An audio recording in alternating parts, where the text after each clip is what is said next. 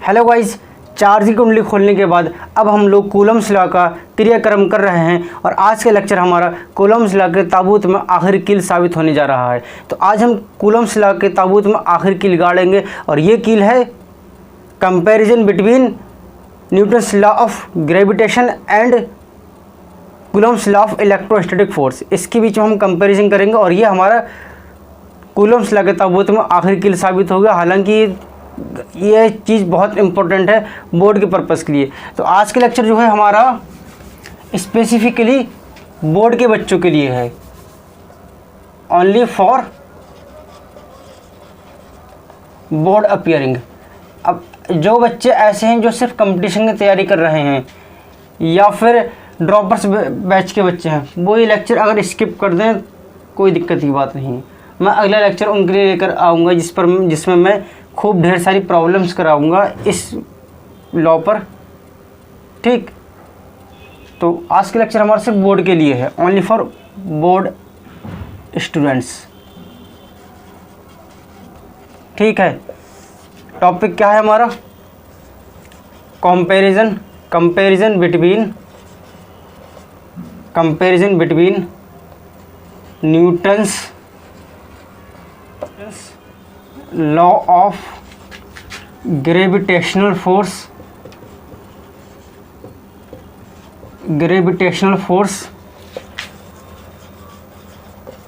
And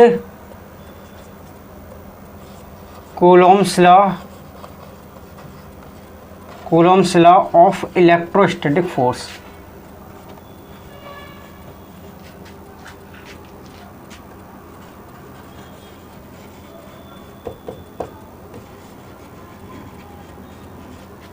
ठीक, देखो दोनों ही फोर्स के फार्मूले हैं। यह F base G gravitational force between two object और ये है F base E electrostatic force, ये Coulombian force between two charge particle. अब इसका फार्मूला क्या होता है? जी m1 m2 upon are square और इसका फार्मूला होता है के Q1 into Q2 upon are square. तो यहाँ से एक चीज़ देखो, यहाँ पे क्या है, एक मास का दूसरे मास के साथ प्रोडक्ट है। यहाँ पर क्या है, एक चार्ज का दूसरे चार्ज के साथ प्रोडक्ट है। यहाँ पर फोर्स डिपेंड कर रहा है दोनों मासेस के प्रोडक्ट पर, यहाँ पर फोर्स डिपेंड कर रहा है दोनों चार्जेस के प्रोडक्ट पर। ठीक है, यह है यूनिवर्सल कांस्टेंट ऑफ ग्रेविटेशन, यह है कांस्टेंट ऑफ परमिटिविटी। ठीक है, समझ में आ रहा है? तो यहाँ से देखो दोनों फोर्सेस के बीच में बहुत सारी सिमिलरिटीज़ भी हैं और बहुत सारी डिसिमिलरिटीज़ भी हैं, सेम भी हैं। इसमें बहुत सारी चीज़ें ऐसी हैं जो कॉमन हैं, बहुत सारी चीज़ें ऐसी हैं जो अलग अलग हैं। तो हम इन्हीं चीज़ का कंपैरिजन करने जा रहे हैं और ये बोर्ड में पूछा जाता है। कंपटीशन जेई का हो, नीट का हो, उसके लिए इम्पोर्टेंट रहेंगे। I repeat again, it's not important for JEE और NEET, it's important for board only. अब वो बोर्ड चाहे सीबीएसई हो, आईएससी हो या यूपी बोर्ड हो। आईएससी में तो बहुत ही कम पूछते हैं, कभी कभार पूछते हैं वरना पूछते भी नहीं हैं। इसका तो मतलब ये समझ लो नेग्लिजिबल है। सिलेबस का पार्ट होता है लेकिन एग्ज़ाम में नहीं आता है। ज़्यादा से ज़्यादा चांस रहते हैं इसके यूपी बोर्ड में और सीबीएसई बोर्ड में। ठीक है, तो जो सीबीएसई बोर्ड के बच्चे हैं या यूपी बोर्ड के बच्चे हैं वो ज़्यादा ध्यान दें, इस लेक्चर को ध्यान से देखें। आईएससी बोर्ड वाले बच्चे अगर स्किप भी करना चाहें तो कर सकते हैं, नॉलेज के लिए पढ़ लें। सिलेबस का पार्ट है, हो सकता है कभी भी पूछ लें, लेकिन ट्रेंड यही है, पूछते नहीं हैं। चलिए तो शुरू करते हैं हम इसको। अब देखो तुम लोग क्या करो, ये हेडिंग डालने के बाद यहाँ पर एक चीज़ करो,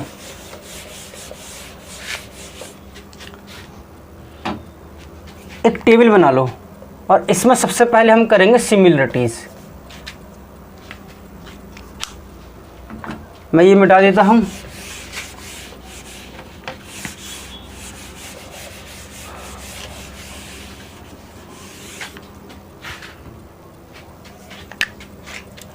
देखो सबसे पहले करो सिमिलरिटीज़।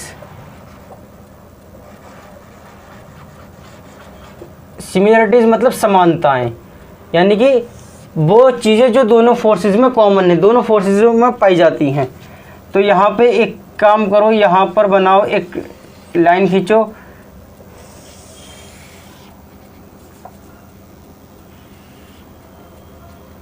और यहाँ लिखो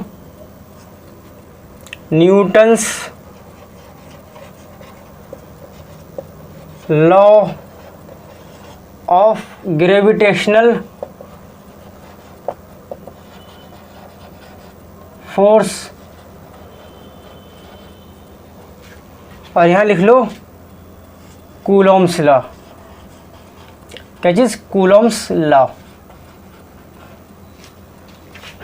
तो देखो सबसे पहले तो दोनों ही फोर्सेस, फार्मूला क्या है इसका? F is equal to G m1 m2 upon r square. इसका फार्मूला क्या है? F इज इक्वल टू के Q1 Q2 अपन आर स्क्वायर। तो दोनों ही लॉ इन्वर्स स्क्वायर लॉ हैं, इन्वर्स स्क्वायर लॉ को फॉलो करते हैं। तो लिख लो पहला point, obeys inverse square law, obey inverse square law, that is F is inversely proportional to R square, और ये भी obey inverse square law, that is F is inversely proportional to R square. ठीक है, दोनों में similarity है, लिख लो, common है, लिख लो। कंजर्वेटिव फोर्स होता है ये, कंजर्वेटिव फोर्स। ये क्या होता है? ये भी कंजर्वेटिव फोर्स है, ये भी कंजर्वेटिव फोर्स है। कंजर्वेटिव फोर्स क्या होते हैं? ऐसे फोर्स कि जिनके इफेक्ट में किया हुआ वर्क पाथ इंडिपेंडेंट होता है, यानी इन फोर्सेस की वजह से अगर कोई सा वर्क होगा तो वर्क पाथ इंडिपेंडेंट है। ठीक है, ये कंजर्वेटिव फोर्स होते हैं। जैसे फ्रिक्शनल फोर्स है वो कंजर्वेटिव नहीं है। तुमने देखा होगा कि अगर सरफेस स्मूथ है तो हमें वर्क वहाँ पे कम करना पड़ेगा। किसी हैवी ट्रंक को वहाँ पर खींचने के लिए, सरफेस अगर रफ है तो हैवी ट्रंक को खींचने के लिए ज़्यादा वर्क करना पड़ेगा। ऐसा क्यों है? ऐसा इसलिए है क्योंकि फ्रिक्शनल फोर्स कंजर्वेटिव नहीं होता है, बट इसमें क्या होता है? पाथ इंडिपेंडेंट होता है। पाथ कैसा भी होगा, वर्क डिपेंड करेगा इनिशियल और फाइनल पोजीशन पे, पाथ पे डिपेंड नहीं करता है। तो इसलिए ये क्या होते हैं? कंजर्वेटिव फोर्स होते हैं। ठीक, ये लिख लिया। चलिए अब लिखो टू बॉडी इंटरेक्टिव फोर्स।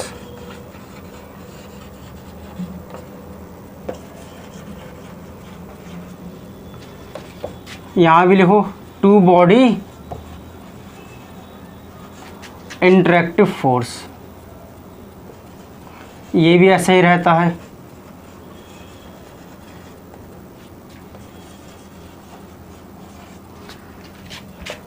मतलब इसमें क्या होगा? दो बॉडी पे आपस में, एक बॉडी दूसरे पे, जैसे ये है, ऐसे समझो, ये इस पे इंट्रैक्शन लगाएगी, ये इस पे फोर्स लगाएगी, और ये इस पे फोर्स लगाएगी। तो दोनों पे क्या है? इंटरेक्टिव फोर्सेस लग रहा है, टू बॉडी इंटरेक्टिव फोर्स है। और सेम यही भी होता है ऐसा। मान लो ये चार्ज है, एक चार्ज ये है, एक चार्ज ये है, तो क्या करेगा? ये चार्ज इस वाले पे फोर्स लगाएगा और ये चार्ज इस वाले पे फोर्स लगाएगा। तो दोनों ही फोर्स कैसे हो गए? टू बॉडी इंटरेक्टिव फोर्स हो गए। एक्ट इन वैक्यूम, ये फोर्स जो है ये वैक्यूम में एक्ट कर सकता है। ये फोर्स ये भी एक्ट कर सकता है। Act in vacuum.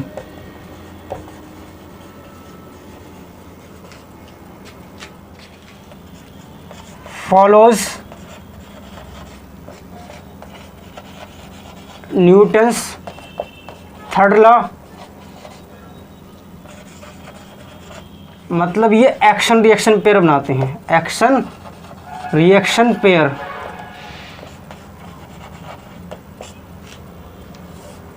अच्छा, ये वाला फॉलोज न्यूटन्स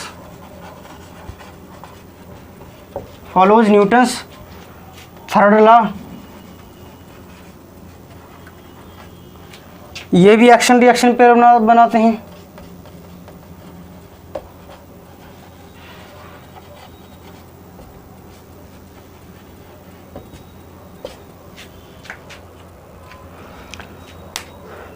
तो देखो ये तो हो गई दोनों फोर्सेस में जो कॉमन चीज़ें हैं, जो दोनों ही फोर्सेस में पाई जाती हैं, जो दोनों ही तरह के फोर्सेस में पाई जाती हैं, ये कुछ चीज़ें कॉमन हैं, इन्हें तुम यहाँ नोट कर सकते हो।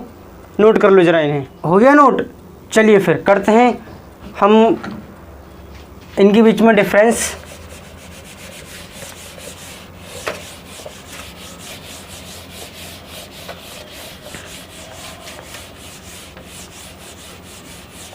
अब हम करेंगे इनके बीच में डिफरेंस, इनके बीच में फ़र्क क्या है दोनों में। अभी तक हमने जो कॉमन चीज़ें थी वो पढ़ ली, अब हम पढ़ेंगे इनके बीच में डिफरेंस। डिफरेंस क्या है देखो,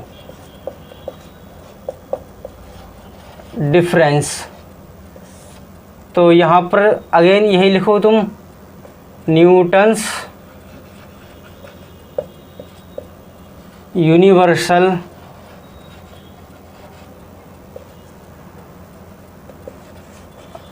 लॉ ऑफ ग्रेविटेशन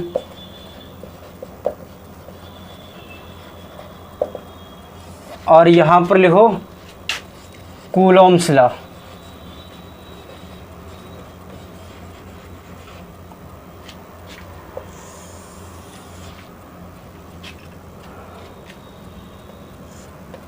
देखो न्यूटन्स लॉ ऑफ ग्रेविटेशन है, ये हमेशा अट्रैक्टिव रहेगा क्योंकि मास कैसा रहता है, हमेशा पॉजिटिव क्वांटिटी रहती है।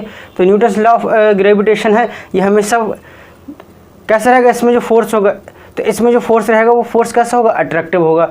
यहाँ पर जो ये फोर्स पाया जाता है ये अट्रैक्टिव या रिपल्सिव दोनों तरह का हो सकता है। तो यहाँ पे लिखो तुम, फोर्स इज ऑलवेज अट्रैक्टिव। कैसा रहता फोर्स, हमेशा अट्रैक्टिव होता है। यहाँ पर force can be attractive,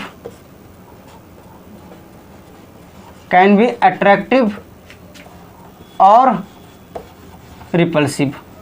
force attractive भी हो सकता है, कूलम्बियन फोर्स रिपल्सिव भी हो सकता है।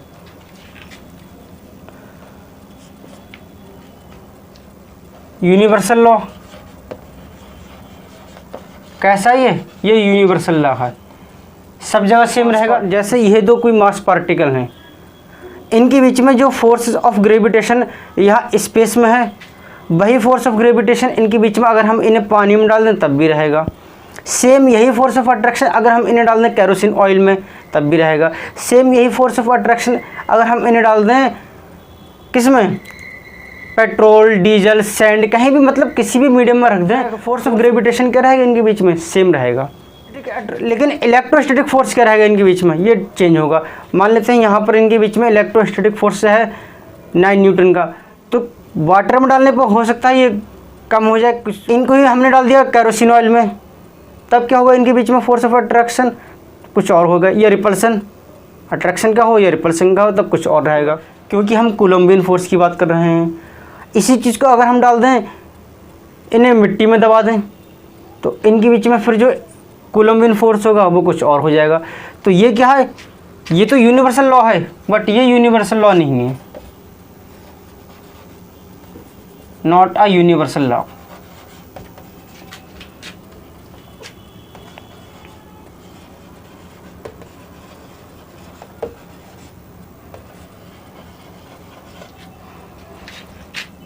ठीक है, लिख लिया।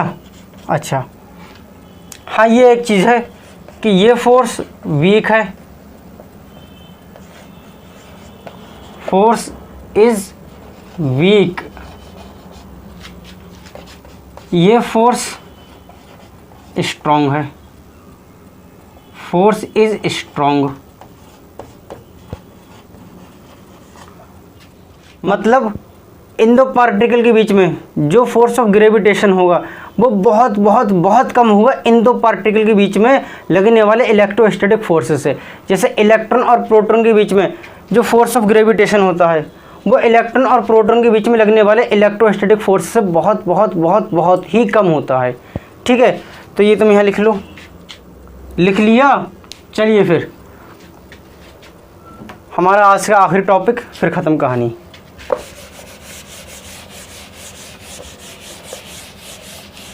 अब वो है लिमिटेशन ऑफ कूलॉम्स लॉ, बस फिर ख़त्म। खेल ख़त्म, और ये कूलम्ब्स लॉ के ताबूत में आखिरी कील साबित होगा।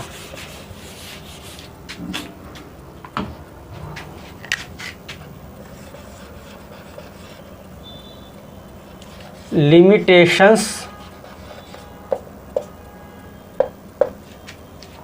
Of Coulomb's law.